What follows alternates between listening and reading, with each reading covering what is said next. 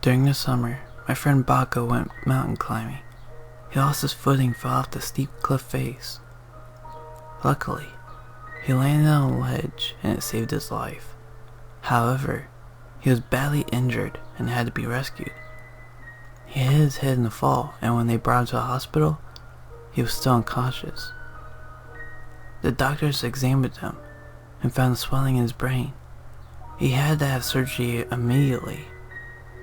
They were in the operating room for hours, and they managed to reduce the swelling, but he was still in a coma.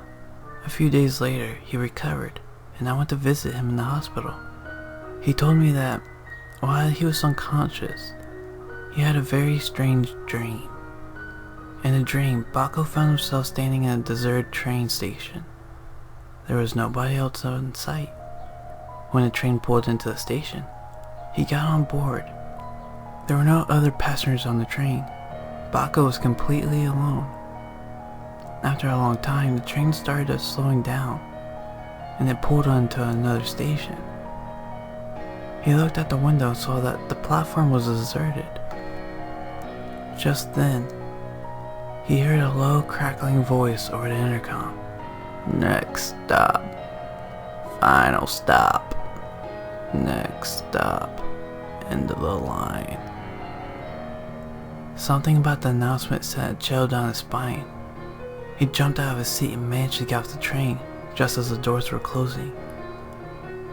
That was the moment when he awoke from the coma. Doctors told him that he was lucky to survive. For a while, he had been lingering between life and death, they said.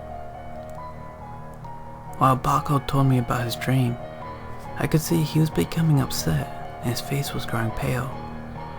I asked him why it troubled him so much, and he said, "What if I hadn't gotten off at that train station?